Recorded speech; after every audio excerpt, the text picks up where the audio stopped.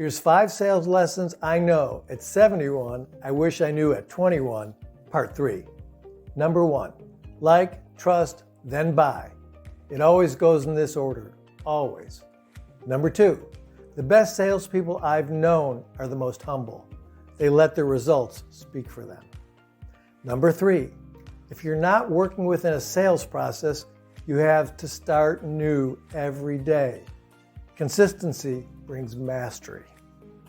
Number 4, the gatekeeper is not your enemy. Make them a friend and watch your sales grow. And number 5, do what you said you would do.